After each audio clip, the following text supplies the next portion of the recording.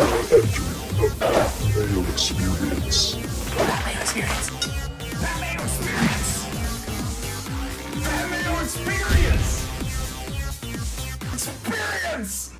Welcome to another edition of the Dogger Pass podcast. This for UFC Moscow. Zabit versus Kattar. Was supposed to be JDS versus VOLKOV. And then, you know, people are all up in arms that it isn't a 5-round fight and yada, yada, yada. We're going to talk about all of that type of stuff. Before we get to any, first off, Cody Saftic here in studio. What's up, Paul? What's going on, buddy? Yeah, happy to be here. Breaking down a little Russian action. Some of our favorite greasy cards. Afternoon cards from Russia. Whole Good times. extra layer of greasy going on here, people, which we were about to There break will down. be theories. Greasy theories will be had. But before we get to any of that, let's talk about giveaways from last week. We have Cole Bowl 23, KOHLBOWL 23. Congratulations. You are the winner of 20 DK dollars. Also, we'll get back to this week's contest in a second, but longtime fan of the show, a real OG in the Dogger Pass community. Good dude. Bufo on the beat. That's BUFO on the beat on Twitter. Is 31 years old today, so 31. Happy birthday to you. Bufo on the beat. He tells me, straight from the source, that Bufo is named after the Sonoran desert toad that produces DMT and makes you trip balls when you smoke it. This sounds like a Joe Rogan experience type of thing. Because I'm sure Joe would love some Bufo. Yeah, Bufo definitely, when he's not listening to us, is probably Joe Rogan by night, you know? Yeah, as Nick Diaz, sure. Or Nick Diaz would say. Anyway, this week's winner, I didn't even think about anything. We do this all the time. Come in, guns a-blazing. Yeah. Okay, how about this? Give us a greasy theory. Have we done that one recently? But we're in Russia. You can always do it. That's an easy go-to. Fair enough. All right? Fair so enough. what you got to do, give the episode a like, leave your DK handle, and give us your greasy theory about something on the card. I mean, the Volkov versus Hardy fight, I'm sure everyone's got something. On that one. We'll get to all of that type of stuff, but let's get into the action here. Main event, 3-round main event. Don't be fooled. Zabit Magomedsharipov takes on Calvin Kattar. He is minus 300 favorite. Kattar is plus 250. Where are you going with this one, Cody? Yeah, it almost feels like this could be a classic case of Russian fuckery because it almost seems like Zabit is being set up to win. First of all, is it a favorable matchup for Zabit? Yeah, I guess considering Calvin Kattar is probably going to want to stand with him. Zabit has his best exchange of standing. It's going to be a fun, exciting fight. It's a good matchup. Is Calvin Kattar a walkover opponent? No. Is this set up for him to win in that regard? No. This is a setup. This is not a setup fight. It's the kind of fight that you go out there and you put on a good performance against this guy who's at the top of his game. It moves you along further in the title discussions. But herein lies where the Russian fuckery comes into play. This matchup was booked 3 weeks ago or something like that for UFC Boston. UFC Boston, Paul, because Calvin Kattar, the local fighter from the area, would have gotten a huge crowd pop. He would have probably, I don't know, if it went to scorecards, he could have had at least a fair shake out of it. Yep. But instead you say, oh, geez, Sharapov's out. Okay, well, what's Magomedsharipov out with? It can't be an injury because he's rebooked in 3 weeks. Only the fight, rebooked 3 weeks later, is now in Moscow, Russia. So you take it out of Kattar's backyard and you're bringing it all the way to Magomedsharipov backyard. So that right off the bat is a little bit of Russian fuckery. Then on top of that, you say, when does a beat not look good? Because the motherfucker looks superhuman, but when does he not look good? Maybe like late in the fight. Bokniak kind of stretches him out a little bit, has some success in the third, although I thought he won the third still, has some success. Jeremy Stevens extends him out a little bit, has some success. Calvin Kattar's a dog, and this guy can strike. Yep. And this guy's going to be there with you. Oof, 5-round fight makes it interesting. You take that off the table, you put it in Russia, you add all those elements, it's got a favor towards Magomedsharipov. Thing is I don't like the price here at minus 300. I mean, that suggests walkover fight. I mean, he's one of the bigger favorites on the card. On a card where there's a lot of nice looking matchups, he's one of the bigger favorites. Yep. Kattar just, he's a top 10 fighter. He's excellent. His last 2 fights, he used to be, he's the Boston finisher? Yeah. Is his nickname. And then that was the inside joke that he never finished any of his fights. Well, he's been finishing fights the last couple times out. Everything seems to be coming together for him. Yeah, like the minus 300 on Zabit seems a little bit too steep here. for me to get on board. I see people taking their shots on Kattar. I don't hate it. I think you can probably just continue to wait, though. I don't think this is going to come smashing down. Like, people are going to bet the Russian in Russia. If you like that side. Right now, for me, I favor Zabit. I share a lot of the same sentiments as you. That 3 rounds, if it was 5 rounds, Kattar at this price, all right, let's go. I don't know if Zabit's got that 5 rounds in him. He hasn't proven it to this point, Really but I mean, he'll have a great game plan here with Mark Henry and crew. He trains with the best guys in the world. And another element that a lot of people aren't talking about is they're giving Calvin Kattar a good shot because Calvin Kattar's a wicked striker, whereas he might not have that natural power. He's an accurate striker. And those are the shots that knock you out. Who cares how much power you have?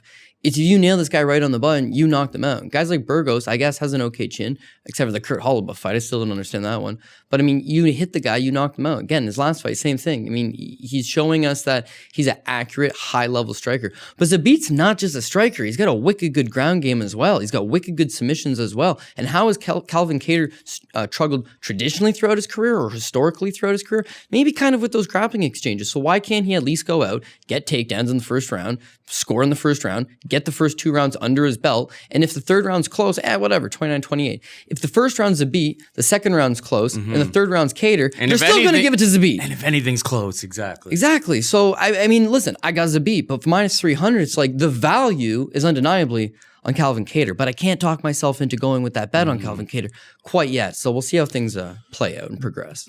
The interesting thing, which we'll get to at the end, there's always time codes and everything for that, is that this fight on DraftKings is usually, most people are going to be just under the assumption, the hardcores and stuff, they know that this is a 3-round main event, but a lot of people are just going to assume that it's a 5-rounder because pretty much every single card are 5-rounders. There's a lot of, issues like in terms of that we'll talk about with the DraftKings perspective in terms of ownership and like whether you should play these guys, like what to attack. So look into the time codes if you just want to skip to the DraftKings breakdown here. I think we're both on the same page. It's like we like Zabit to win the fight. He is our pick. But Like minus 300, it's just like this is a tough opponent and he should be respected. We got Alexander Volkov taking on Greg Hardy. Volkov minus 290, Hardy plus 240. One of the biggest shockers here is like people like Greg Hardy in this. Everything about this fight leads me to believe I'm just like the guy with way more experience, 30-7. He's fought some of the best people in the organization. In the Yeah, world. sure, he got knocked out by Derek Lewis, but he was dominating that fight up until the point that he was unconscious. And Derek Lewis just sometimes has these moments where he completely... It's a Derek Lewis kind of thing to do. Greg Hardy, maybe he's going to be able to use his puffer over in Russia? No, they've said he's not allowed to use his puffer over in Russia. What is he going to do? But a greasy theory could be had in the comment section about what he's going to do about not having said puffer in Russia. I mean, I'm all for Greg Hardy going in. Like, let's stop the... he's been fighting Ben Sisoli. Like, let's give him a real opponent. And this is an opponent that at least doesn't have, like, the crushing knockout power to, like, completely stomp him, I don't think. I could be totally wrong. These are heavyweights fighters. But it's an interesting matchup because I thought Greg Hardy, pre-puffer or whatever, he was looking a lot more patient last time out against, but it was Ben Sisoli. He's just, like, a really, really small opponent. Like, now he's taking on somebody who's, like, 6'9".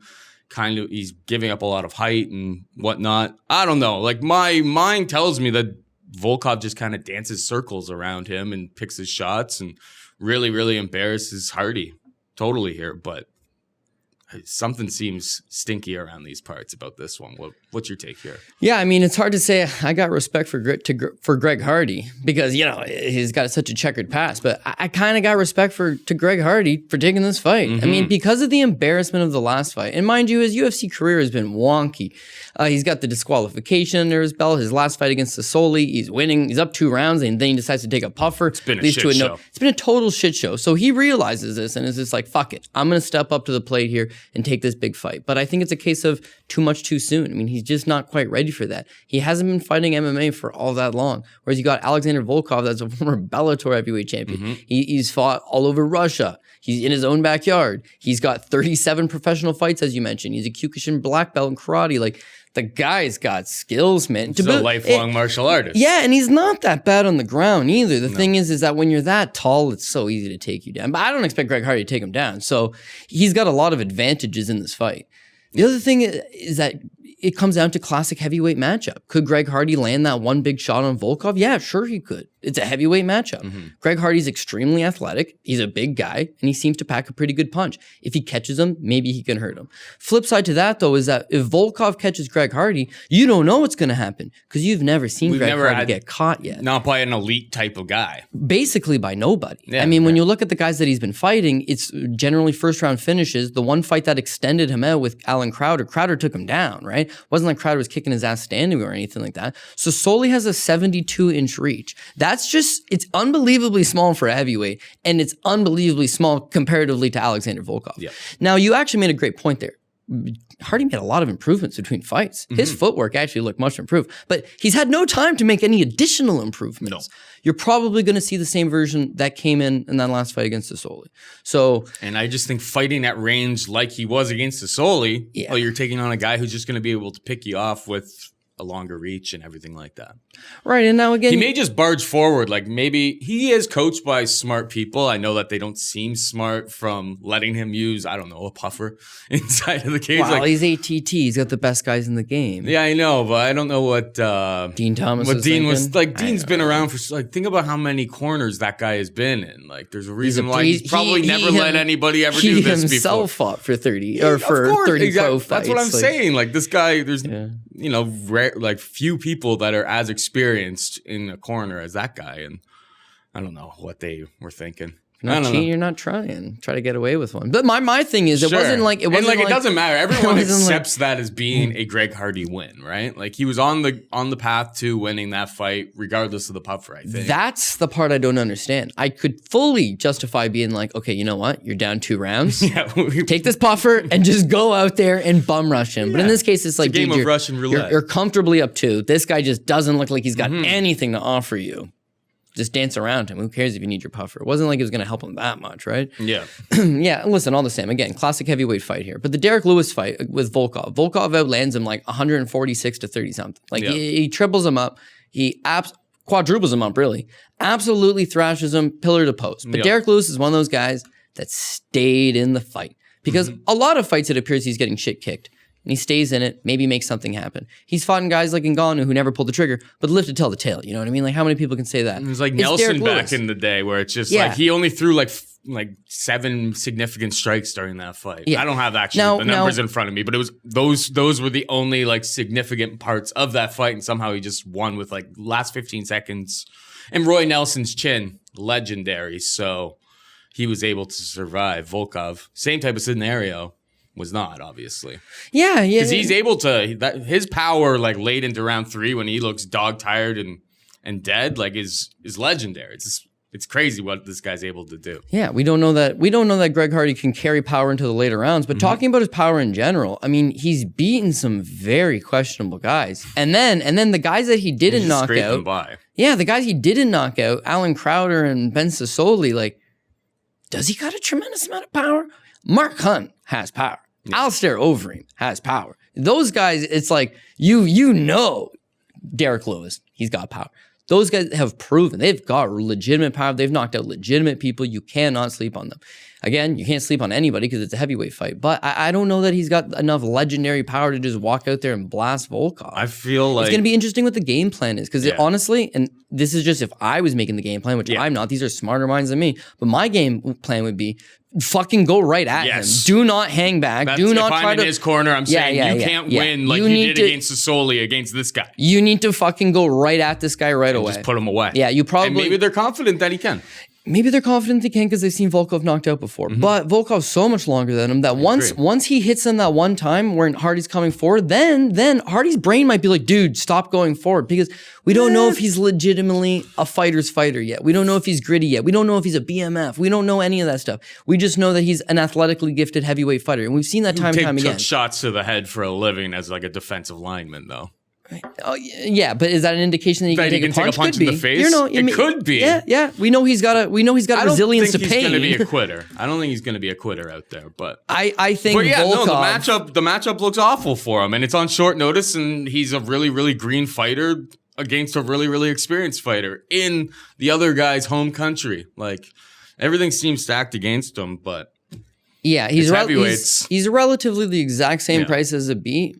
but I like him more. I know there's that heavyweight possibility, but like, I like him more. Same here. And if the fight does hit the ground, I think he chokes out Hardy. But I don't know. Well, I honestly think that this is a better play than Zabit. And I don't mind Zabit, but Zabit, the price is off. Volkov, it's like, barring a puncher's chance, you have a far superior proven heavyweight talent here, taking on a guy that nobody seems to collectively be sold on. So I don't know. The price doesn't seem that the bad. most massive step up in competition, too. On short notice in the guy's backyard. Anyways. We got Zalim IMADAEV taking on your boy. I don't know if we can call him your boy, but he's formerly my boy. Formerly of Team Saftic fame. Yeah. Danny Hot Chocolate Roberts. IMADAEV minus 220. Roberts plus 180. Take it away. Yeah, maybe he's just been the victim of being Safdicked, where I back up this guy. Danny Roberts has got skills, man. He was my boy back from his, English year or regional scene days. Guy's got skills. He's a good striker. He's a good enough grappler. His wrestling's not great, but I mean, his physical grappling's okay. Again, he's a slick counter puncher.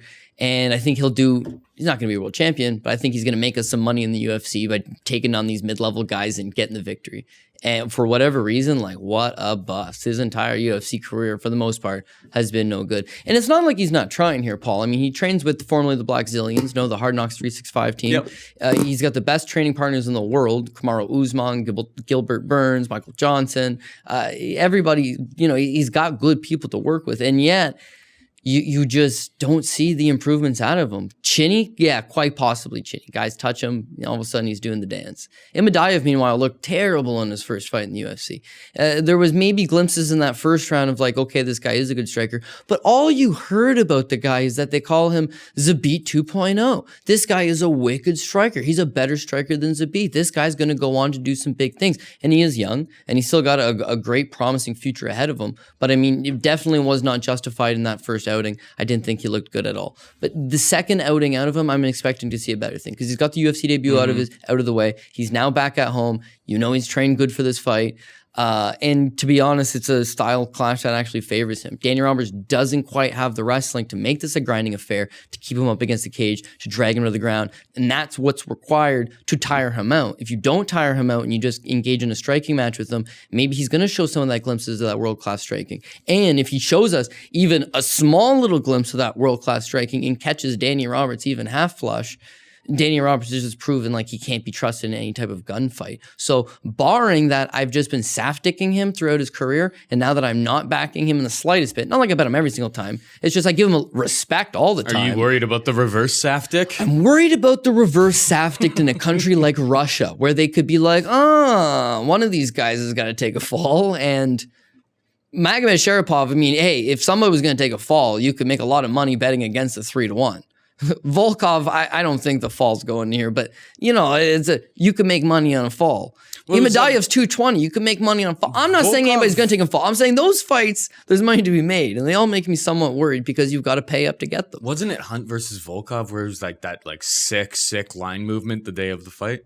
Yeah. Oh no, it was Olenek. It wasn't. Olenek versus Olenek versus Mark Hunt, and then Olenek goes out there and wins. Like absolutely starts. Listen, I'm not the kind of guy that's going to sit here and be like, this is bullshit. But it's also like I'm the biggest conspiracy theorist. I've seen some shit. Don't listen to me. Yeah, and everybody knows my story about Shambhalaya from back in the day, who notoriously fixed a fight and then got gunned down as a result. So like, I don't know. Crazy shit happens in Russia. Yeah, just grain of salt. Like the big Poggy Rob parlay at the end of the show, like somebody's looking to shit in the pie. Oh, there will be shit apple pie shitters had, I think, on this card. We have moving on down, we got Hadis Ibragimov, he's minus 150, taking on Ed Herman, who is plus 130. This was supposed to be Gadzhimurad Antigulov, which for DraftKings purposes, I was really looking forward to because banger bus, baby. Exactly. He's going to run out there. He's going to try to starch Ed Herman. Yeah. And then when he gets tired and like blows his wad because he's scared about going deep into the fight, Ed Herman coming off of a win over the chinny Pat Cummins, maybe he could catch him. So it was like it was one of those fights that you'd want to fully be on board with. I kind of like Ibragimov here, but the problem is the short notice. Herman is the much more experienced guy. Ibragimov not great on the ground, or like at least his grappling is not great. It's a fight I'm probably staying away from, but I favor the Russian ever so slightly. What about you? Well, if you were looking forward to having Antigulov because he was going to go there and bun rush him, then you will be now happy to have the great, let me make sure I'm getting his name right, Cody Saftic. Yeah. Because, dude, he fights the exact same way. He's going Yeah. to try to go out there hot. He's going to try to bang out Ed Herman quick. And again, this is one of those fights that honestly could play out either way. It could be a dog or pass situation, to be honest with you. I'm a little worried that Ed Herman's 39 years old and has virtually no mobility at this point. Yeah. But he's got a much better skill set in that he is a better wrestler, and the dude's a BJJ black belt, and like a good BJJ black belt. He has good submissions. Whereas Ibragimov's got all the power in the world. When I was working all of those M1 events, watching this guy, fuck man, this is a legitimate prospect. Undefeated, comes to the UFC. He is going to absolutely decimate this Da Ung Jung. He's a 275 favorite. I'm thinking, damn, minus 275? That's it? Oof. He went out there hot in the first round, but man, this guy's sloppy. He's green. He doesn't have a full skill set, and he ends up getting just his gas tank, non-existent. He got gassed out so fast that in the second round, he's not able to bang it out like he did in the first. In the third round, he's so tired he gets caught in a standing guillotine choke by an unknown Korean fighter that probably shouldn't have been in the UFC to begin with. So did he look tremendous in M1? Yeah. And does he look awful in his UFC debut? Yeah. Herman could take him down and choke him out. Herman could catch him in the same thing. Herman could tire him out. Herman could bang this guy up. But, and we'll talk about it when it gets to DK, like Ibragimov's going to go out there and put it on him. And Herman at 39 might not be able to take that punishment anymore. If he doesn't, he could definitely knock out Ed Herman. Plus, like, it's like, he lives on the West Coast. That's like an 11-hour time difference. Huge. Yeah. You know, when you're going like the 12-hour like time switch is the most devastating, right? Because it's like you're awake when you're supposed to be asleep. Like, I'm sure he's going to go over there enough time in advance, but that's a lot of, the jet lag can be super severe, especially for an old man of 36 years old. Yeah, and you want to talk about greasy theories? Here's one for you. Cody Saftic, I dare you to go watch him before he signs with the UFC. He looks like a legitimate talent. All of those fights take place in Russia. He gets signed to the UFC. The fight's in China. He looks like dog shit. He's not able to sustain because his EPO is probably not in him. He's not able to sustain his first round pace throughout the next two. Completely tired. Now he's back in Russia. He's not a bad price, and he's got the skills to beat Ed Herman. Short notice is the thing that concerns me, though. Short notice, definitely, considering how bad his gas tank is. Yeah. And yeah, Ed Herman's been preparing for a guy that's similar in nature, although Antigulov doesn't have an ACL and is far older than this guy. And has a worse gas tank, probably. Yeah, he could be actually legitimately much older than Ed Herman as well. Yeah. But now Ed Herman's taken on this young buck who is not... He's hard enough to take down because he's a big, strong, athletic guy, and he's going to try to put it on you in the first round. So you've got to be able to survive that, extend him out in that second and third, then you could potentially take over. I think you probably nailed it right when you said it's a stay-away fight, but I'm getting an impression that let me see them at weigh-ins. If this Russian kid struggles to make weight because he's taking it on short notice, has a bad weight cut, I don't know. I could be talked into a dog or pass play. Fair enough. We got Ramazan IMADEV taking on Rocco Martin. IMADEV is minus 130, Rocco plus 110. Everyone, any long-term fans of this program know that I'm not exactly a Tony Martin guy, Rocco Martin. Yeah. I think I promised at some point after he won a fight recently that I would refer to him by his new name. Well, that was me. I was like, if he wins this fight, I'll call him Rocco. Rocco. And then since then, I think he hasn't looked particularly all that good. IMADEV's just like a really good point fighter. This is an interesting fight. Rocco, ATT guy, and very, very well rounded, pretty good at everything. IMADEV, I think that wrestling is a notch above Rocco. I anticipate these guys spending a lot of time on the feet. I think it's going to be close. Because it's close, I'm going to lean towards the Russian in Russia to get any close rounds between the two of them. Do you have different thoughts on this? No, I actually really don't. I mean, I think Ramazan IMADEV is kind of one of those guys that he's got a smothering game. Like, he doesn't mind just going through the pace and just holding you up against the cage, trying to work a takedown. If he does get a takedown, Rocco Martin's probably a better grappler than him, but he's not such a better grappler that he's going to submit him off his back. He's not such a better grappler that I don't think he's going to just go out there and counter wrestle him to the ground and have his way. That would be a good game plan, though, is like get this guy down before he attempts to just smother you up. But IMADEV's going to have some success smothering guys up. He's like 15-1 in his last 16 fights. He's like absolutely flawless. And like he's another one of those guys that prior to coming to the UFC, I know these guys are washed, right? But he's had something like almost, what is it, like 15 fights prior, 16 fights. Mario Miranda, UFC veteran, right? Luigi Fioravani, UFC veteran. Miguel Falcao, UFC veteran. That and Anatoly Tokov, he's a Bellator veteran right now. Combat Sambo world champion, absolutely hot prospect, great fighter. Takes him out and then comes to the UFC where he's beat Sam Alvey, Alberto Mina, and this Stefan Sekulic. It's like he's got a winning type of strategy. Is it the most exciting thing in the world? No. Now, if this fight takes place in Vegas, if this takes place in another jurisdiction, I'm a little bit worried. Because by the way, like, what are you going to do once you get the takedown? Like, Rocco just went 3 rounds with Damian Maia, like, and put it on him in the 3rd round. Yep. Like,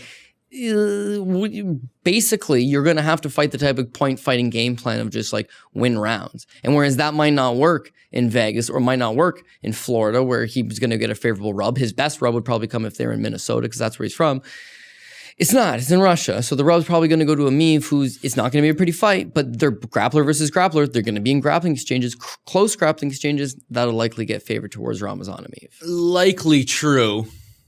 One thing that you'll have to do though, like, you know, Saturday morning when you're watching these fights is like if there's any early decisions and there's Russians involved in those decisions, like just be really, you know, pay close attention to the scorecards. Is it kind of, you know, does it seem like the Russians are getting favored a bit? Like, I don't know, maybe if like Davey Grant versus Popov at the beginning goes to decision, just like be careful about, you know, try to get a sense for like where the judges, what direction they're going in, like whether they're favoring grappling, that type of thing. It's like every commission, every place that you go, sometimes you can pick up little tips as the day goes along. You know what? Instead of doing the traditional Pogi Rob parlay at the end of the show, what we're going to do is we're going to do the Ali Abdelaziz parlay at the end of the show, where it's just bet the guys he manages, you know? Yeah. And by the way, who somehow convinced the UFC to move Magomed Sharipov versus Kattar from Boston to Russia, make it the headliner, and keep it as a 3-round in the game. The UFC doesn't do 3-round main events. Who the fuck talked them into all of this shit? Ali. Yeah, right. So Ramazan EMEEV is going to be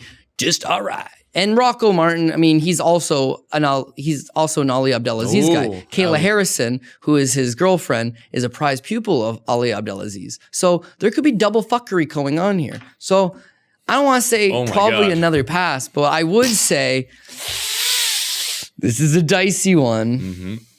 Yeah, it's going to be close. Close rounds. I don't know. It'll be an interesting fight, though. But yeah, EMEEV is the pick for me. It sounds like it is for you as well. We have Shamil Gatsamov taking on Klidson Abreu. Shamil is 8,900 minus 190 favorite. Klidson Abreu 7,300 plus 165, I guess. We'll go to DraftKings at the end of the show again, but minus 190 plus 165. I'm assuming that you're leaning towards the Russian here as well. No, I like Klidson Abreu. Klidson Abreu is the Russian terror. This motherfucker knows how to fight Russians, and he knows how to fight Russians in Russia. I like this. He's had a lot of success throughout his career fighting in Russia. Let me just bring up his stats for you. But yeah, honestly, Klidson Abreu, he's a Neveluciao Thai guy from Brazil. Yep. 26 years old, always getting better, right? I'm going back to, he's got a win over Johnny Walker back from 2015, who I know people are no longer on. I get that. And then once he beat Matt Baker, Canadian guy, shout out to Matt Baker, he goes straight out to Russia, right? RCC 3, takes out Victor Nemkov, 27-6, currently in the PFL tournament. Mm-hmm. He goes out there, he chokes out Victor Nemkov first round or second round, minute into it. Win. Yeah, legitimate win, because he's actually a pretty decent grappler. BJJ black belt, big, thick guy. Once he gets you to the ground, puts it on you, right? Then he takes on this Anton Vyazagin, 11-2, actually pretty decent Russian prospect as well. Straight armbar once he gets him to the ground. Then he takes on Magomed Ankalaev, his UFC debut. Now, mind you, he's already named the Russian terror at this point. Goes into their backyards, chokes out both these guys, takes on Ankalaev. The problem here is that Ankalaev is an awesome wrestler. So he's not able to take down Ankalaev. As a result, he basically just gets, the pace is put on him.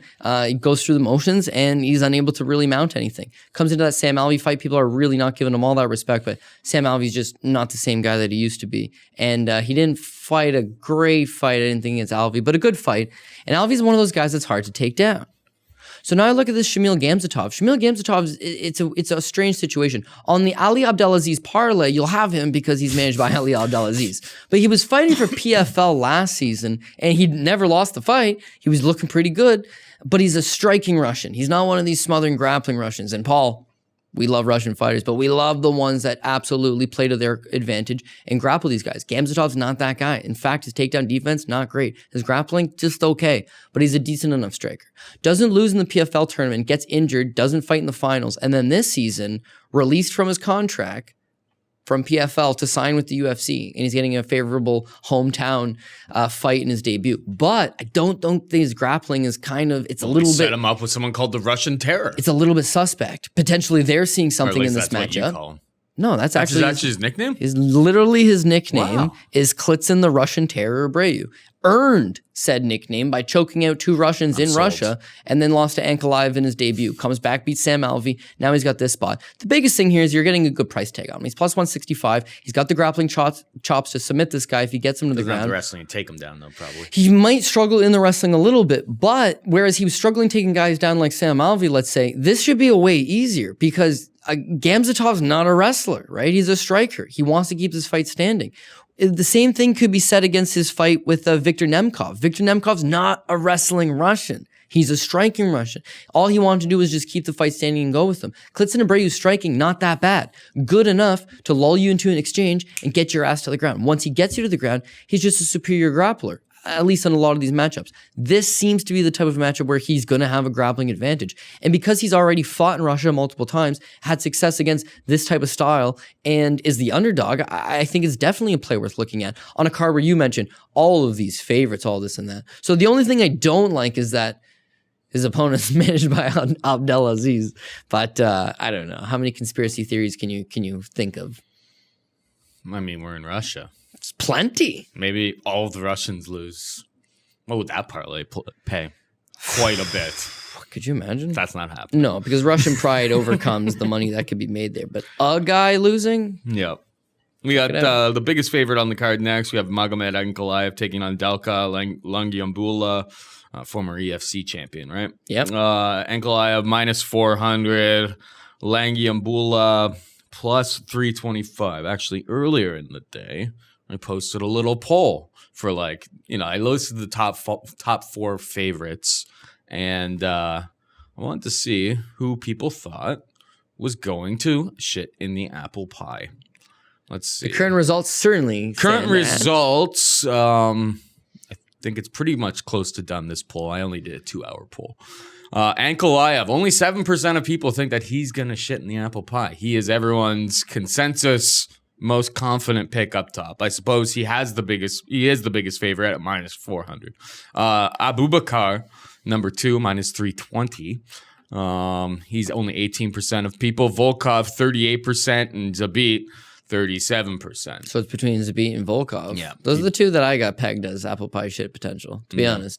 We'll talk about it at the end of the show. So Lungiambula, he looked good in his debut, but it was against Townsend, who came in on less than a week's notice type of thing. He was just a local guy coming in to fill in for that spot.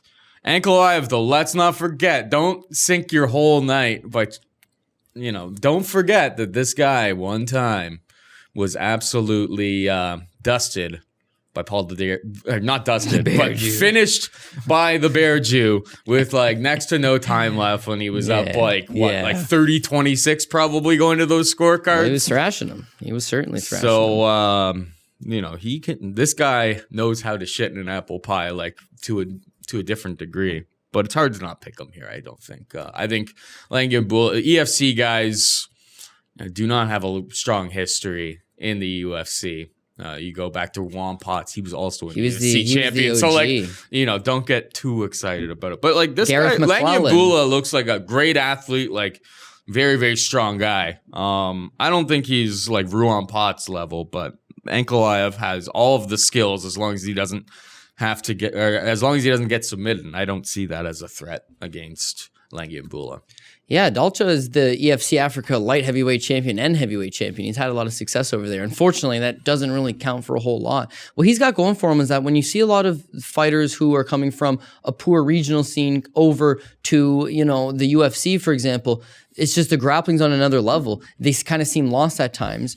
He's not just a regional scene fighter. He's got a judo black belt. He's actually got an okay ground game. He's kind of difficult to take down. He's got some advantages. He's got some snappy power to him. He could have some success in this fight. Unfortunately, ANKALAEV has looked unbelievably good outside of that one goddamn moment. One fucking thing, dude. He's thrashing him. And to make matters worse, it wasn't just like, oh, he's shit in the pie that one time. He was a 7-50 favorite. 7.5. And he looked like a minus 750 favorite until he was tapping. Yeah, well, okay, mind you, it's Paul Craig. So it's like he was doing to Paul Craig what we expected him to do and just thrashing him. And then it's hard to say, you know, I'm going to say he didn't throw the fight because if he did, he really waited to the last second, man. You know what I mean? Like, I highly doubt it. The people who were in on the fix would have been like, what are you doing? Sweating pretty hard at that point. Yeah, like, okay, round up his family. He's about to fuck it up. Tapped out way earlier in that fifth round if you were trying to throw the third round. That's what I meant. If you were trying to, not at the 5-minute mark is what I was. So I just think it was just like a mental lapse. And you could actually see this triangle choke coming in slow motion, and he taps really fast too. So that's all bad stuff. But I mean, yeah, he looked awesome prior to that. And then that Marcin Prachnio fight, it's just like, well, dude, way to go out there and beat somebody up very convincingly. Knocks him out like 3.5 minutes into the first round to make up for that embarrassment against Paul Craig. Then his last fight against Klidson Abreu gets the decision. But again, I don't mind Klidson Abreu. Yeah. I don't think he's some scrub opponent. So ANKALAEV, to me, has been looking good. Good enough. I think that he's going to continue to do good, and he's got that grappling advantage. Is it going to be hard to take down Dalcha because of that judo black belt? Yeah, but he's going to get him down. If for whatever reason he struggles to get him down, I still think he probably has striking advantages. I think that he could probably just play the outside range game and do enough to outpoint him. If it is relatively close again, Russian fighter in Russia, going to get the favorable to rub, but I think he wins striking exchanges from the outside long enough to score a takedown, potentially a few takedowns, and then from there, once he does get him down, that's it. Yeah, like he has top control, and his ground and pound is nasty. He's not one of those guys that's just going to hold you down. He's going to put it on you. Now, when has he faded in a fight? That Paul Craig fight, but it's his UFC debut. It's his first time jumping into the big show, the big bright lights, and it kind of took him 14 minutes before he, to be honest, he kind of looked like he was fatiguing largely throughout the fight, but he kept going till 1 second left in the goddamn round. I'm sure that hurt a lot of people. That actually card in general, I think Hakeem Dawodu lost his UFC debut that night to Danny Henry, right? So that card fucked me pretty good. He was just part of the fuckery. I don't think that's going to be the case here, even though he is the biggest favorite on the card. Yep. I see why he is. And I feel more comfortable with him than I do with Zabit or VOLKOV, even though I don't mind VOLKOV either. We have Rustam Khabilov minus 200. Sergey, the Candyman KHANDOZHKO, plus 170 he got here. So I know this one's not part of your poll, but I don't know why I have a bad gut feeling about this. Why is it only 240? I know. Khabilov should absolutely crush KHANDOZHKO. Not crush in the sense of finish this guy in the first round, but in the sense of absolutely dominate him. He's got a smothering point fighting style, correct, sure. But I mean, like he thrives against guys outside of the top 30 that can't grapple, and KHANDOZHKO pretty much it fits that description to a T. Is there a guy who's been a bigger bust from where we thought he was going to be? Then Russ, I'm sure somebody's bigger. He's got to win over the BMF, Jorge Masvidal. Exactly. I mean, he was throwing spinning back kicks on Jorge Masvidal. Yeah. And you're like, this guy also has the wrestling game. But all of his fights just turn into these slow, gritty slog fest with lots of cage control and stuff like that. It's like rusty cables, as some in the community call them. It's like you should be able to dominate grappling exchanges against most of these guys that you're taking on, and it always ends up being a lot more slow paced than you think. So I agree with you, though. It's like I 100%. And then recently, if I'm really, really confident in a side of a play, this is the spot that me and Pogi Rob were watching last week's card, and he's like, oh, Shag Fade is back on in full force. I'm like, It is. And it's only happening to the fights I'm most confident in. And this is the one. Gillespie last week. So he's like, all right, go through next week's card before I'd even really look deep into it. Wing, I'm like, what's the name that gets drawn out to you? I'm KHABILOV. like, oh, KHABILOV is going to wrestle fuck KHANDOZHKO. So if you believe in curses, Shag Fade full force right now. Well, I don't know. Maybe you know what to do. Yeah, But yeah, I like KHABILOV too and think that the line's not enough. Well, here's a greasy theory for you, Paul. Yeah. I think KHABILOV, like you said, when he defeated, remember when he was throwing around Vince Pichel like it was nothing? That's my boy. Like nothing. It was like, He was supposed to be on this card too. Yeah, well, that would have been sick because there would be some money to be made there. Mm-hmm. Yeah, he's just tossing him around like it was effortless. He cracks Jorge Masvidal with a spinning back kick right in the face and floors him. The BMF himself. A really good fight, actually. Man, he looked good. Now, they would tell you that when he fought Jorge Masvidal, it was like 4 days after his 27th birthday.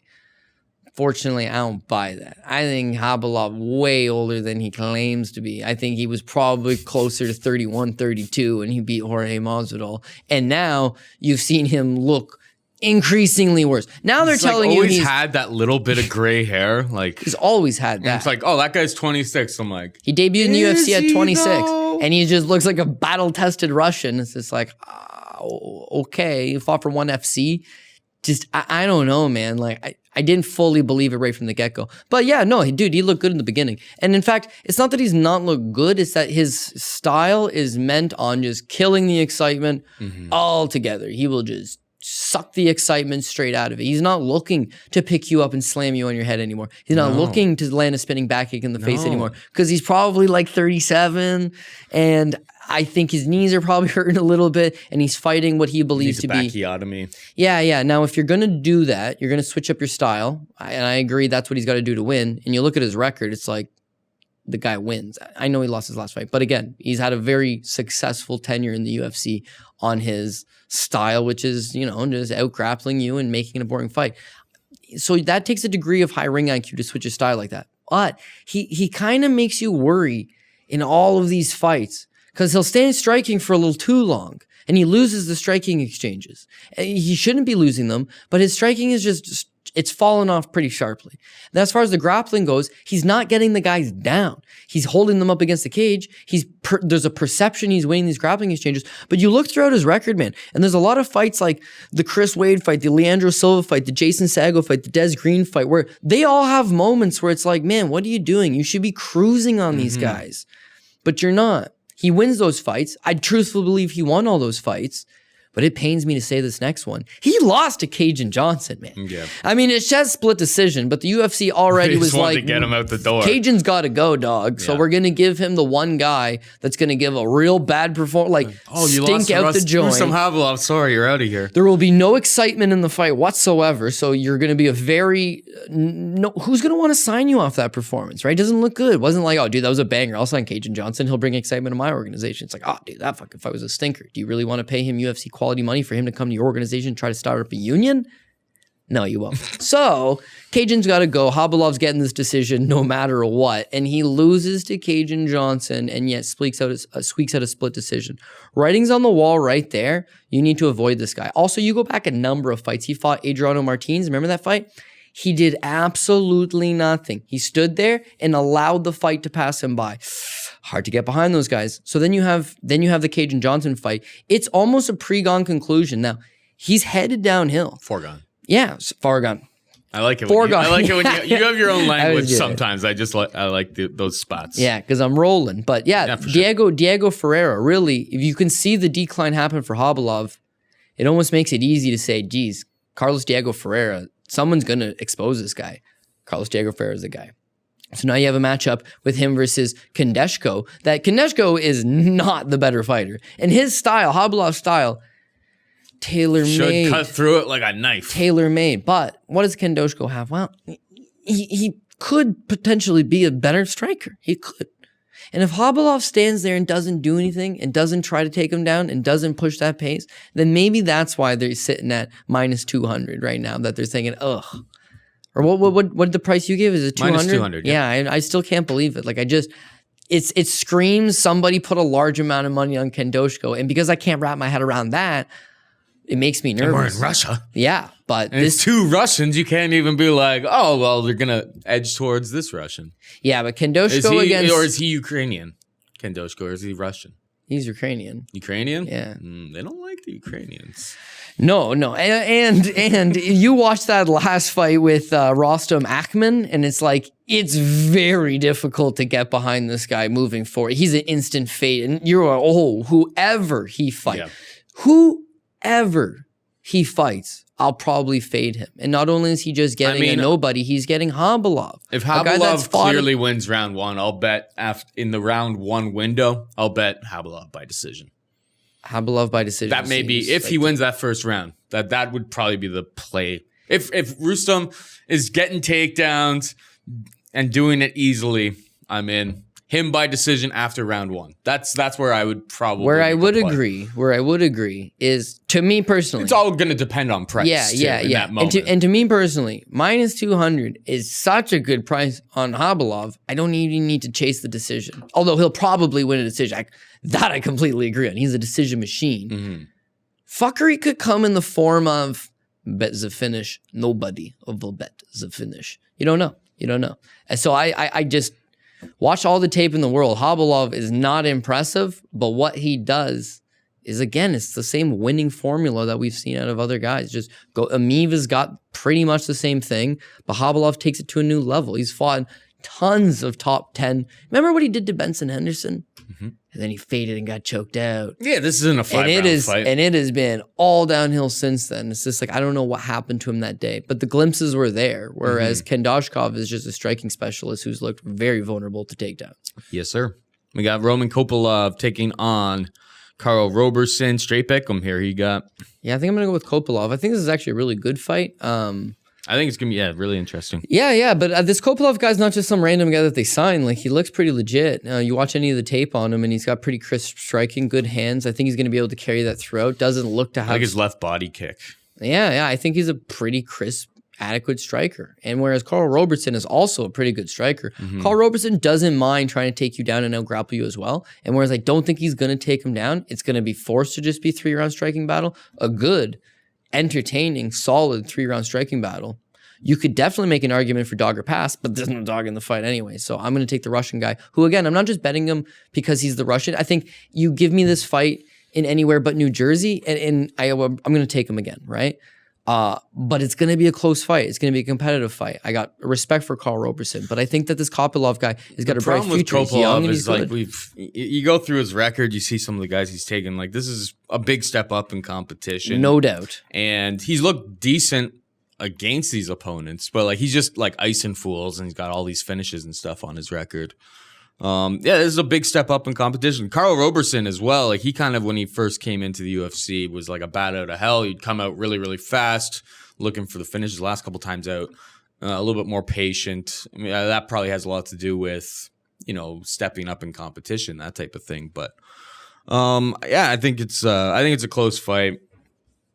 I'm leaning Roberson, to be perfectly honest, just based on experience. But yeah, we'll see what happens on Saturday. You have anything else to add to that one, really, or no? Yeah, I don't know. I guess you're right in the sense that the kid's been off for a year, and Roberson's kind of been on a little bit of a roll. Roberson trains with a good team. Roberson's got some tools to win this fight. And if it was dog money, I could be talked into Roberson. But whereas a lot of people will look at his record and say, I don't see a whole lot of notable names. He's fought adequate talent. That Yasabe Inamoto used to be a top talent. 4th round, takes him out. Finishing him, big feather in the cap. Finishes him in the 4th round. His cardio, again, good. Kobe Ortiz runs right through Kobe Ortiz. He did kind of get screwed in that fight, runs right through him against Inamoto, where he landed this body kick just pure. He's got a nasty right to the, well, maybe the liver, either way. So the guy curls up, but then the ref thought it was like a low blow, steps in, but it's just like the guy was curling up. This is the time where you can rush forward and just bomb on him, hopefully overwhelm him while he's just like trying to like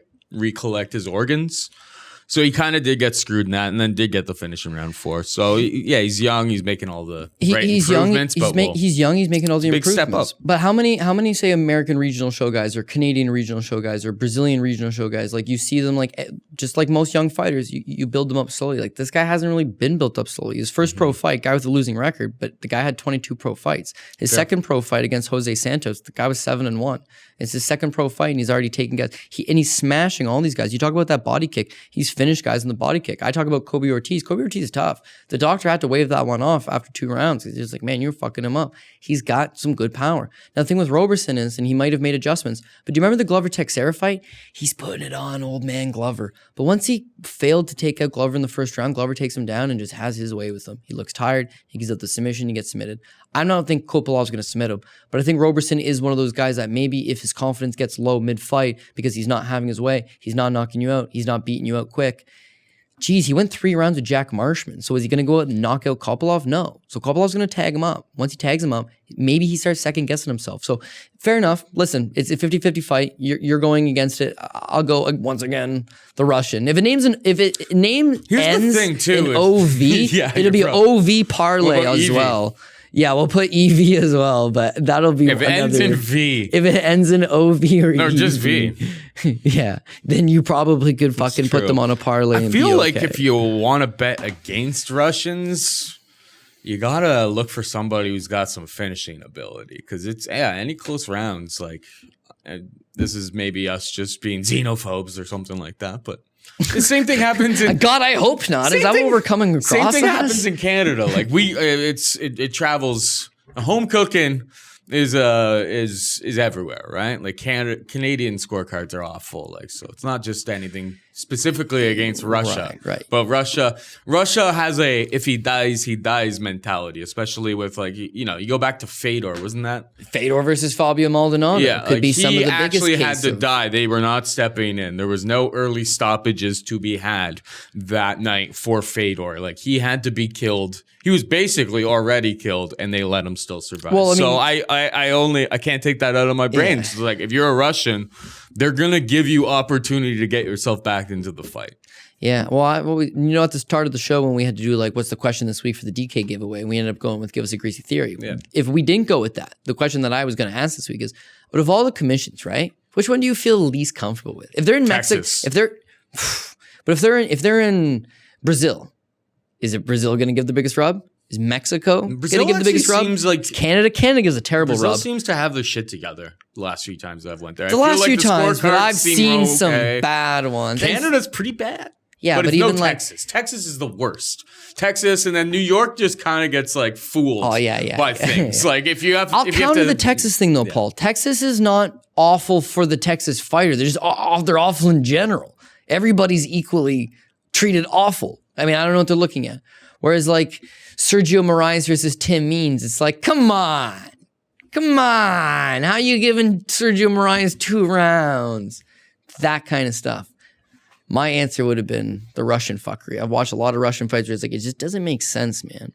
But the problem there is that, let's say to be an athlete in Russia, I don't want to come off as xenophobic at all, but I know. But I'm saying right now, I don't mean to like sound that if I do, but you need a sponsor to get out of like a poor athletic system to go on to the next level, right? So a lot of these guys have public backing from either it might be a politician or a rich businessman or all these people. So there's an investment there, right? It's not like some American kid who just went to school and wrestled D1 and then now he's starting up his career. Like there's no investment there. Some guy gives him from a tire company, gives him a couple bucks to get going. But like in Russia, it's like, oh shit, this guy's a World Combat Sambo champion. He's trained, in the mountains of Ingushetia and he's battle tested. We're going to build this guy's career. We're going to fly in American talent for him to beat so that he can look good on paper. And that's why you see a lot of these guys. Remember I said with EMEEV, he's beating a lot of UFC talent. They're all washed UFC talent. Yeah. But somebody's paying for washed UFC talent to fly to Russia, give them a decent check so that it's a pretty name on your record so that you can sign with a bigger and larger promotion. So there is an investment there. And they're not going to take their investment lightly. They're not going to let the guy lose if it's a close fight. If the guy gets dominated, he's going to lose. If the guy gets knocked out, it's obviously that he's lost. But you look at the Fedor fight. You talk about investment in somebody, there's a massive investment in Fedor. So they were not going to let him lose that fight. When it comes to Bellator, he's getting knocked out. So what can you do about it? But Yeah, Here's a little fun thing. Cody has circled every single guy with OV and EV. OV and EV to know where the fix is in, I guess. Anyway, let's move on to the next guy with V to finish off his name. It's Khabib's brother. Cousin. He has so much family. I get confused these days. Who's who? And yeah, it's not a family affair with me. Just because I'm a Khabib nut hugger, it doesn't carry throughout whatsoever. Yeah, you're not a Saeed Nurmagomedov guy either. Yeah, he's 9,300 or 93 on minus 320 favorite. Zawada, his opponent 6,900 and plus 260. What's your take here? Well, I mean, he's definitely not Khabib, but he fights a poor man's style of him. I mean, he likes to grapple. He doesn't have that same top control. He doesn't have that same like aggression that he can just pound on you for 15 minutes to 25 minutes and just keep going and going and going. But he's got all the skills in the world to beat Zawada. And Zawada's not necessarily a walk in the park opponent, but his skills are very much... He's a cookie cutter, you know? He's like a Kyle Bochniak. Like his skills are well-rounded, but he's not a specialist in one. At anything. Yeah, in any one dimension. And he's given an okay account of himself in the UFC, but he's always struggled with somebody that's just going to take him down and grind on him. And that's what, you know, Nurmagomedov, I can't even call him junior, really. He's not his kid or nothing. But yeah, I just feel like that's what he's going to be able to do to him. So I feel like Abu Bakar's got advantages in the grappling. He's going to get a favorable rub if it goes to the scorecards. And just shy of what, Magomed Mustafayev knocking this guy out, like he hasn't looked terrible in his career. He's not a world champion. He's not a top 10 guy. He's going to be able to beat the Zawadas of the world, but I don't know how much he advances beyond that. So I give him the wrestling advantage, I give him the grappling advantage. I think he's going to be able to keep up a decent pace for 15 minutes and ultimately end up scoring a decision victory. Now, at minus 320, you got to be a lot sure of this guy. And on Wikipedia, just to stop. Yeah, no, go ahead. They have Khabib listed as his sibling. Oh, yeah? Oh, geez. Well, I could be wrong, but I thought it was his cousin. Brother. I thought it was cousin for some reason. He's just like the bad Nurmagomedov. Like, he is not Khabib, man. You know what? Maybe it's his brother. I don't know why I thought it was I always cousin. thought it was his brother. But yeah, there's such a big entourage of them. But he has so much family. Times. He calls everybody his brother. I'm not convinced that Wikipedia is right on this either. So carry along. Yeah. In the comment section, you guys can tell us that we're idiots and tell us what's actually up. Yeah, anyway. I don't know if it matters all the same. It really doesn't. Sorry, I cut you off. No, it's fine. I'm just saying 320 is a kind of a big price tag for is he going to absolutely, but the skills seem to be there. The style matchup seems to be there. The fact that he's going to get a favorable hometown matchup here, it's all there. 320, I don't love it, but I understand it.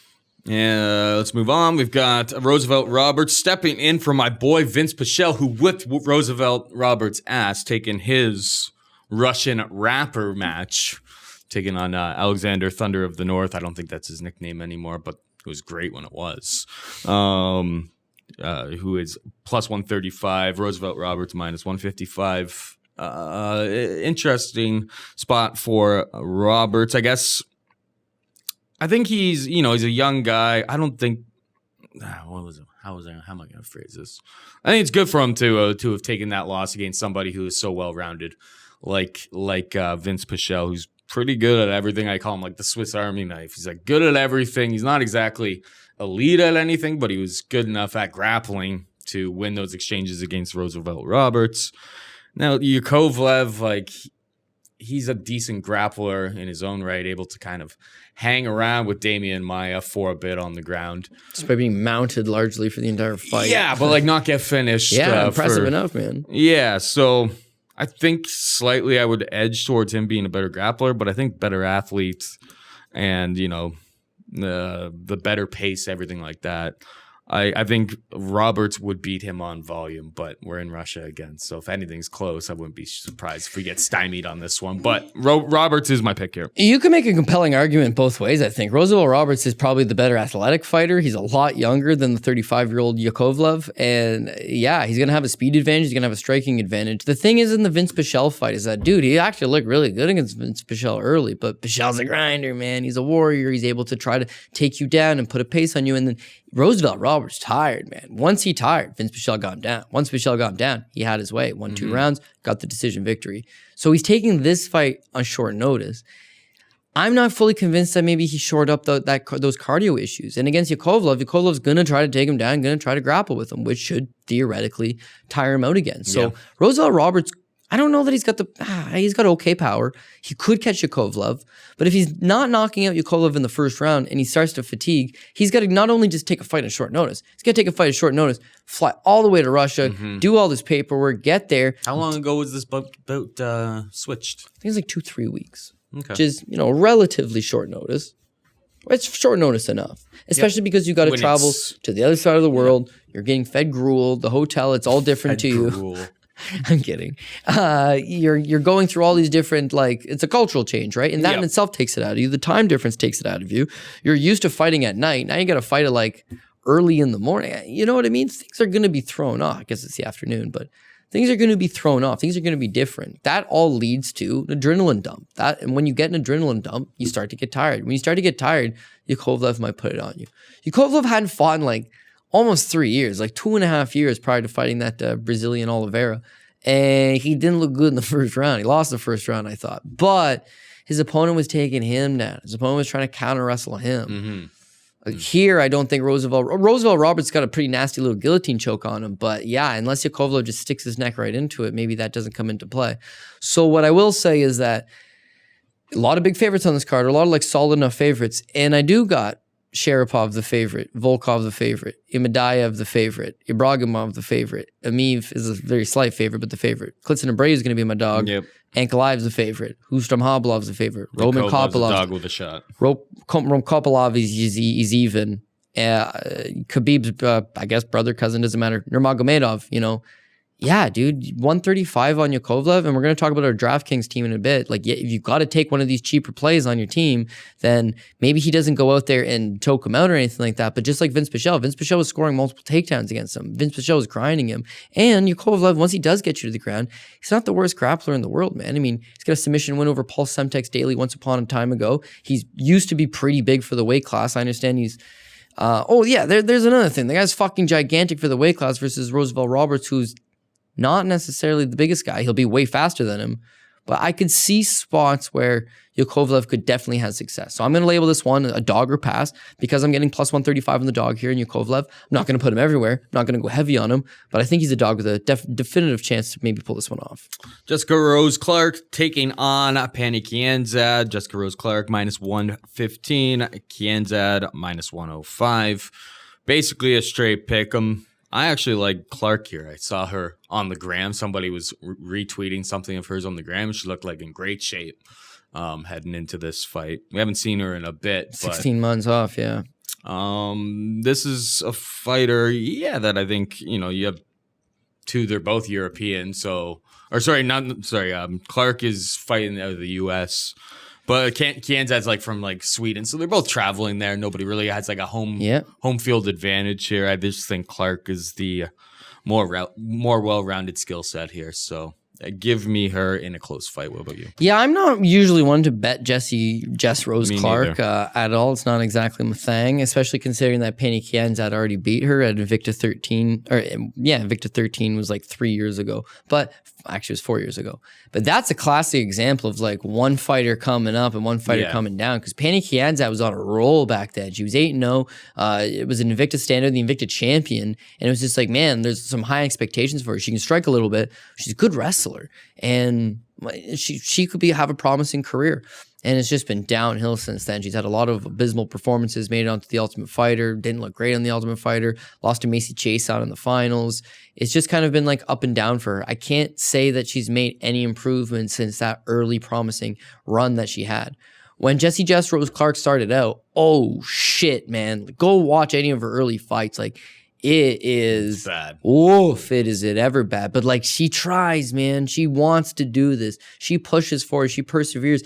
And I cannot say that she does not make improvements every single time out. And she lost to Sarah Kaufman in Korea before she came over to the UFC. I was not high up on her in the UFC. She cost me money in her debut because I had this perception of, here's a girl that's just not all that talented, taking on Bec Rawlings.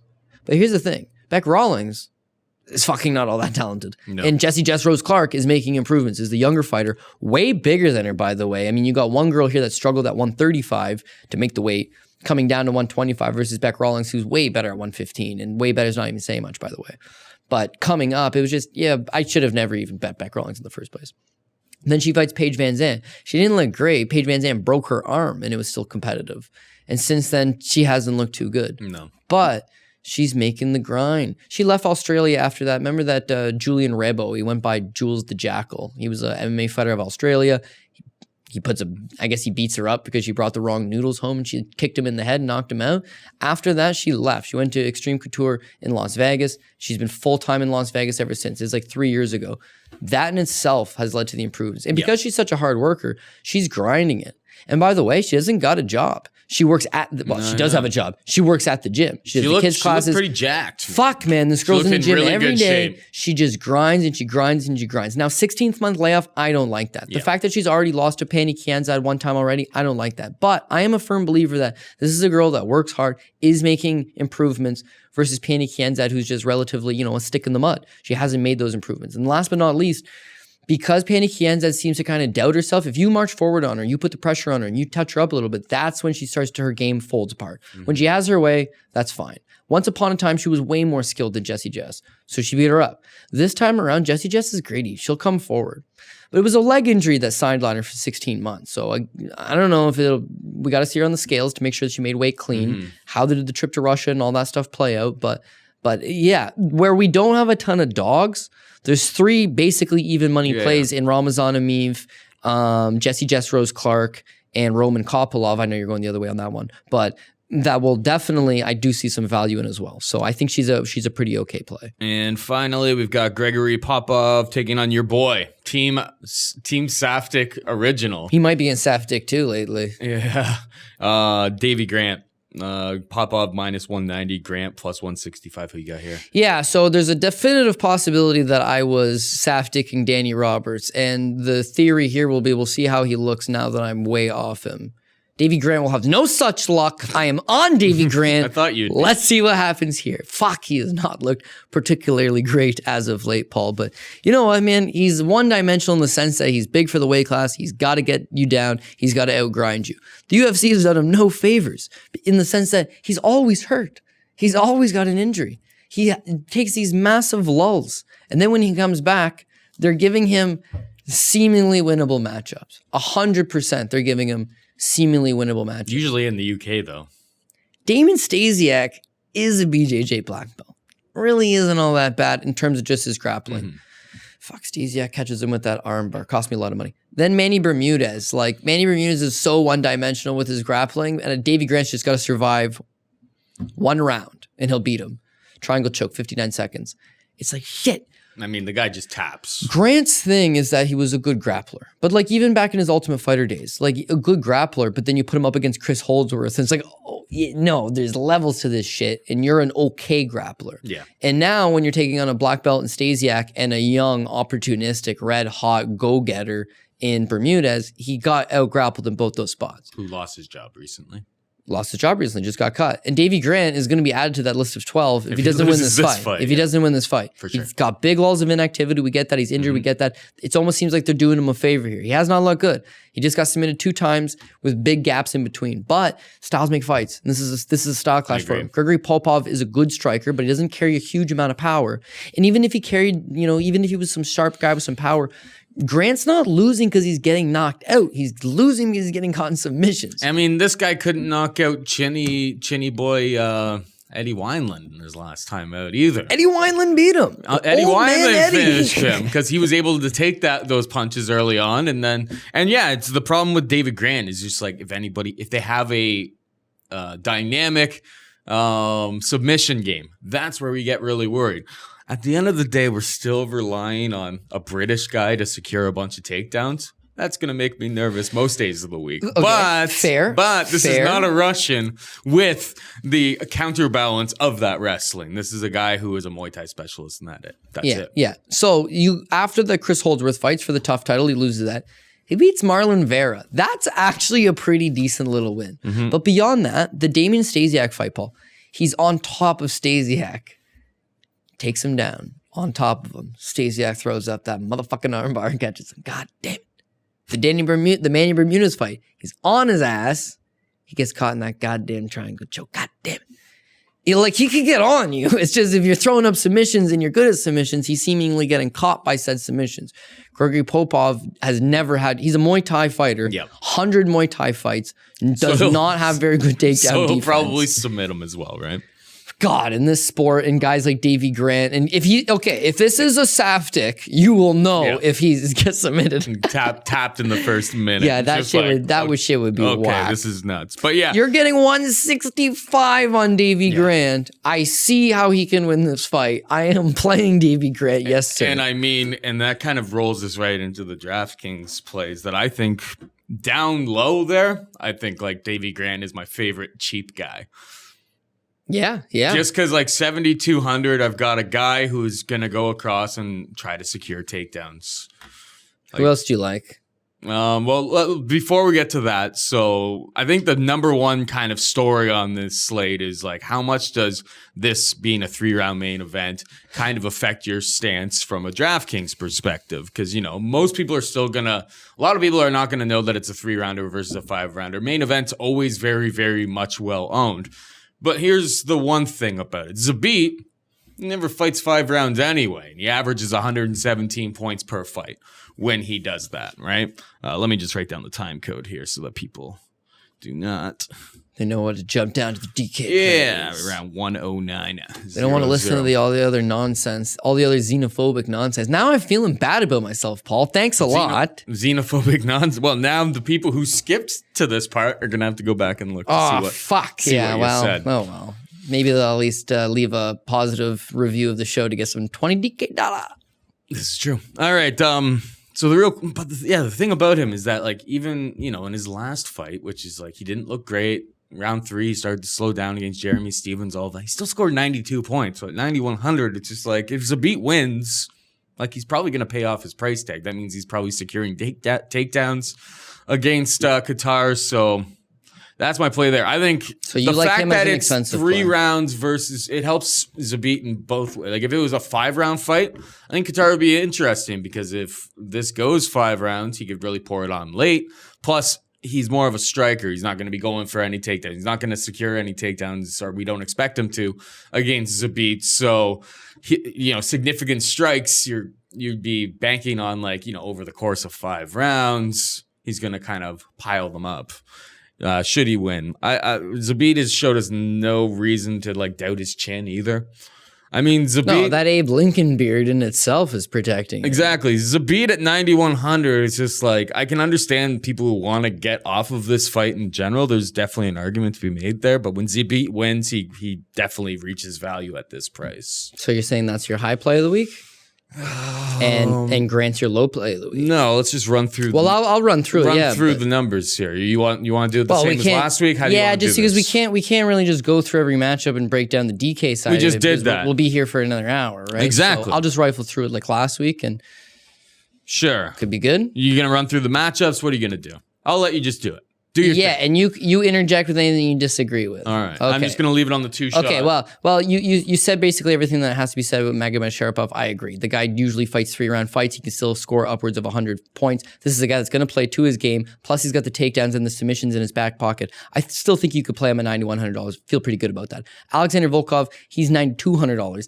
Geez, Alexander Volkov, if he goes out there and puts on the 146 punches that he landed on Derek Lewis in a 3-round fight, he's not a lumbering heavyweight. He's a mobile, quick heavyweight that's going to have punch output. He could knock out Greg Hardy. By the way, this guy's got a motherfucking nasty head kick. And Greg Hardy, when you train, he's green. When you spar, He's unbelievably nobody green. tries to kick you in the head because you're going at 70% kicks, right? You're going at 70% speed. You're not trying to take the guy out and hurt him. So I think Volkov could get a knockout, or he could just absolutely run rickshaw on this guy. Yeah, I think that again at $9,200, even though I'm suspect on the money line, I think you could feel good with it on DraftKings as well. Zalima IMADAEV, $8,800. Yeah, I think that's the one. Danny Roberts is suspect in getting finished. Roberts has been knocked out before. Roberts has definitely made some bonehead decisions before. Roberts has had moments where it's like, dude, you can win this fight over Claudio Silva. Please don't do this to me, Danny. All I do is fucking praise you. Don't fuck this up, but he does. But now the reverse Safticking is in play. Well, now the reverse Safticking play. Zaleem did not look good his last time out, but he's $8,800, so you're going to save some money as opposed to Volkov and Magomed Sharapov, and he's got basically the same upside. If he knocks out Danny Roberts in the first round, then that's good as if Magomed Sharapov scores 91 points in a 3-round decision, or if Volkov could knock out as well. So yeah, IMADAEV is a little bit cheaper of a price. He's going to be less owned. Like you said, people want the main event. People want the big heavyweight fight. People want to either bet on Hardy or against Hardy. Yeah, sure. That's all going to be decent ownership, I think. I think you could do good with Zaleem. IBRAGIMOV, he's going to go for it. $8,700. He's a GPP play, not a cash game play. Yep. GPP play. He could knock out HERMAN. Again, I don't mind that. EMEEV, $8,400. This is a stay away fight. This is on DraftKings. Just the pace of EMEEV's fights and Rocco Martin's. Like both of these guys, like I would say a 60-point winner, very much in play here. So it's like they win the decision, 60 points. It's like it doesn't kill you. The floor is probably all right on these guys, but yeah, stay away, I think, from a pace perspective. Right. So I'm saying 84, no. The other ones don't mind to this point. Shamil Gamzatov, $8,900. No fucking way. That's not going to happen. Again, even if he does beat Klitschko and ABREU, he's not going to knock him out. I don't think he finishes him. ANKALAEV just took him 15 minutes. Yeah, $8,900 is way too big of a price. And I think Klitschko and ABREU, we'll talk about him in a second. I think he'll be okay. ANKALAEV, $9,400. Even though he'll get takedowns, I don't know that Dalcha is going to be getting back up continuously. So I don't know that he scores 8 or 9 takedowns. He's got decent ground and pound, but that's a high price tag. Yep. So myself, $9,400, he is the biggest favorite on the card. Maybe that draws some extra ownership out of some people because, you like getting the big favorite on your team. I'm not fully convinced that at $9,400, he doesn't have any better of upside than some of the cheaper options that we've talked about. KHABILOV, $8,600, like, oh, dude, all he does is be...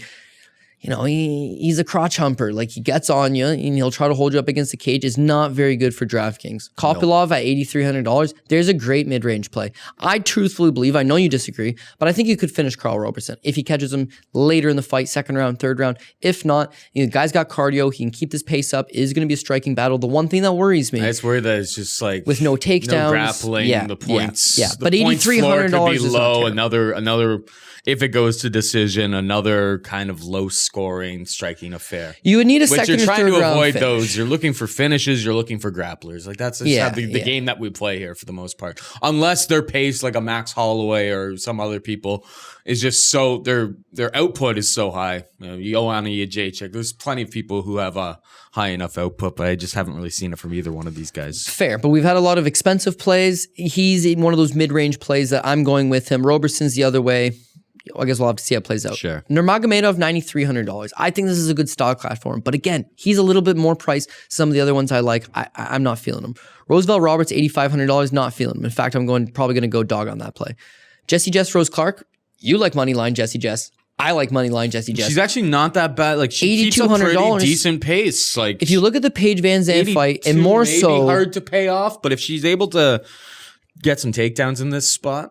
That's my issue. That's my issue is that against Beck Rollins and Paige Van Zandt, she's a much larger fighter. She's able to get takedowns. She's able to move forward. She's able to short striking. Because she's probably going to be giving up a little bit of size here against Piani, who does have a wrestling advantage. Take that off the table. Don't love her as much. I do love that she's a mid-range play, $8,200. I'd like to get it a little bit better, but I'm not gonna, obviously. If you need to save money and you're looking for someone who's going to win, maybe a cash game situation, but not a GPP situation. Fair. The ceiling's not there. And Gregory Popov, like he would have to knock out Grant to get anywhere near 9,000. Grant's never been knocked out. I'm really not feeling that whatsoever. And barring a massive Saftic situation for Davey Grant, I don't see it. So just start with Grant and move back up because you just talked about him fresh. So Grant, $7,200. He would be a guy that I'm looking for value because $7,200 going for takedowns. Like those are the spots that we are looking for. And he's not. His biggest problem in his game is the submission defense. This should not be an issue in this matchup. Totally agree. KIANZAD, I think she's going to lose, and I think that even if she does win, it's going to be a grindy 3-round affair where she won't score up. If you're going to play her at all, she would be another cash game situation. But it's just, there's so low upside on that one. Alexander Yakovlev, $7,700. He's probably going to give up the first round. And he's going to have to grind this guy 2 and 3. Does he score more than 77 points, even in victory? Maybe not likely, right? Could he be a good dog play? I believe so. Could he be somebody that if you need someone who you think's going to win and you only have that kind of if you have that much money, left, then yeah. If you get back to that mid-range, because a lot of times you'll make lineups this week. You want to take down a big team. I don't know if you've built it all, but like you end up right in that range. So it's like you need to end up taking like Yakovlev, KHANDOZHKO, Tony Martin. So it's like, or Pani KIANZAD.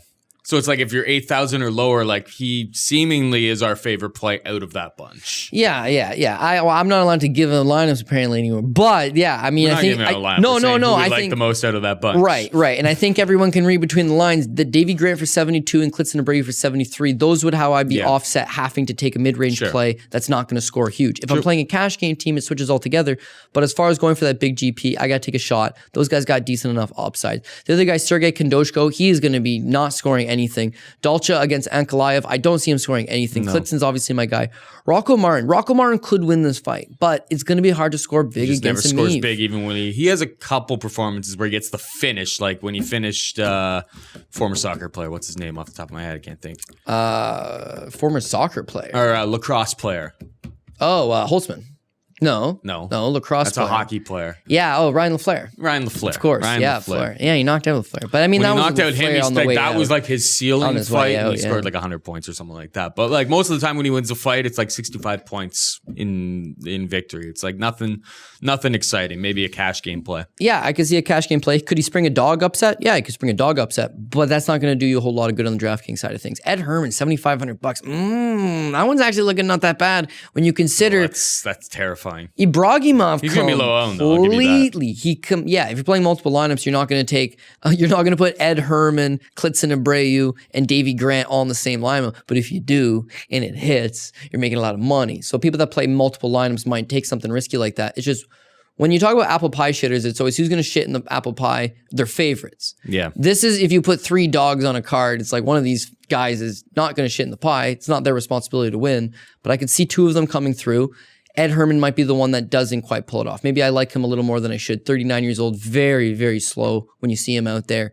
But at $7,500, man, when IBRAGIMOV did run out of gas, he gave up the submission like nothing.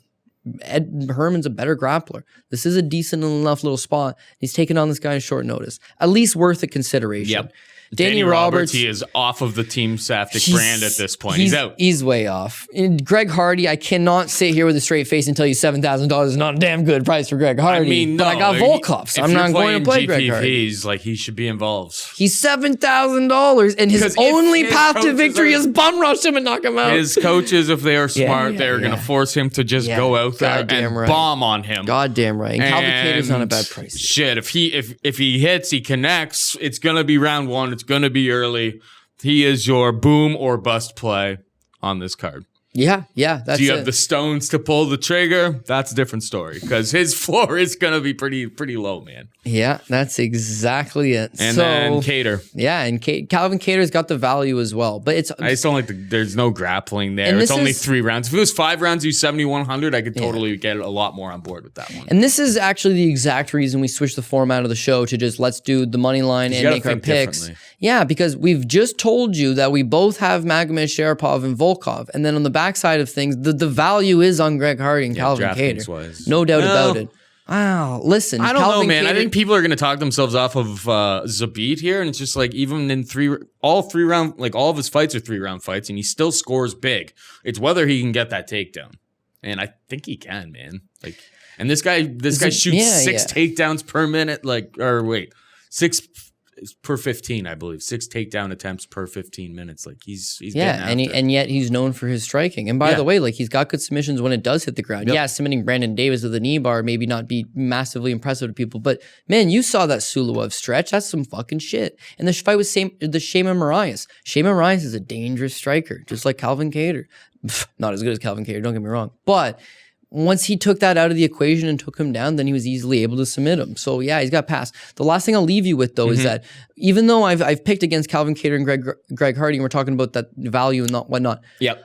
If Hardy's gonna win, he's 7,000. He's gonna get a 1st round knockout or a 2nd round knockout. He's gonna have to use that power. He's gonna have to score big.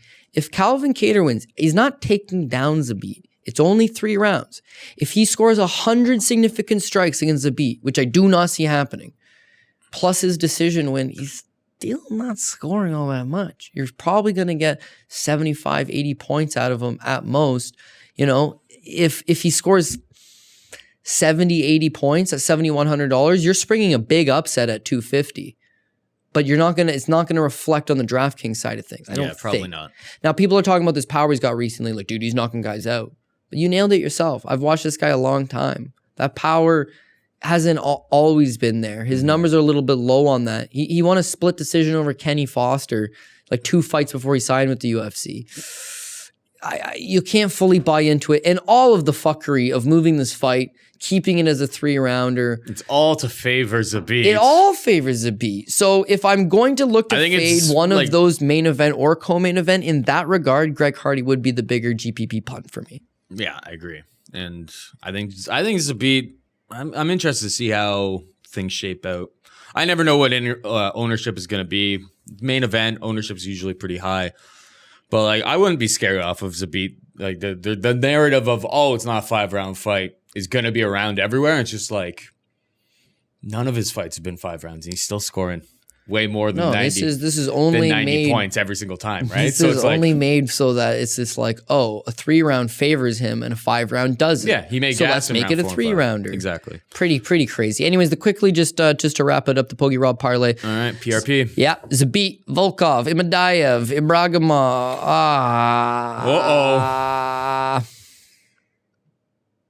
I'm gonna take IBRAGIMOV. But that's a coward move by me. I'm going to take EMEEV. My first dog officially will be Klitz and ABREU. I'll take ANKALAEV, KHABILOV, KOPYLOV's even money, NURMAGOMEDOV. We're going to go with Alexander YAKOVLEV, can't coward twice. He'll be the second dog. Davey Grant will be the third dog. Jesse Rose Clark is another even money. 3 even monies, 2 dog, 13 fights. Definitely money to be made on this card. So I know last week, thank God Jorge Masvidal pulled it out in the end. But yeah, we had a couple, Gregor Gillespie definitely hurt. But You know, I just noticed what? your shirt, What about it? Aurora. You in Just on because that? you're not Are getting you in caught on in that on the C- sponsorship are you money, getting Paul. Are you getting CBD money and not telling me about it? Why do you think we had to do the show on Thursday? I had an important business meeting in Pennsylvania. Is that where they're based out of? No, it was a horse sale. I think they're based No, out I of went to a Denver, horse to be sale. perfectly Yeah, no, honest, I've been but gone the I could last be few wrong on days. that. Yeah. No, we're gonna get Where'd you get this. the shirt from? I I want to know the greasy theory. Where'd you show up here? No. You just show up here with an advertisement here. Like, I wouldn't know. Well, what the fuck? If I was wearing an Adidas sweater, would you be asking me about where did I get my but I think Adidas it's more- sweater? If I got a Nike sweater, should I have just wear plain black sweater? Message receive. You know what? Now that I think about it, you pretty much always wear plain black t-shirt, unless I'm Khabib's sponsored fighting. by big plain black t-shirt. Yeah, I don't know. .com. Basically, they ran some I was doing some work for Substance Entertainment Group. They were throwing like a launch party for them. And you got some like bag when you came in. But anyways, it looks like a nice sweater. Dude, it's made by Champs. Like, why do these fucking idiots give looks away like a quality sweater. Why would you give away a sweater like that as a You should be getting promotional paid some giveaway? bucks. I wouldn't. Hey, I'm not going to stop you from getting paid bucks. If somebody wants to give Cody Saftic, if you want to be on Cody Saftic's chest here, reach out to Cody Saftic. Yeah, give give me a the holler. kids some money. That's right. That's Anyway, right. Cody Saftic, ladies and gentlemen. You can follow him on Twitter at CJ Saftic. You can follow me on Twitter at Paul Shag. So for Cody, I am Paul, saying goodbye and good luck. Mayo experience! Experience!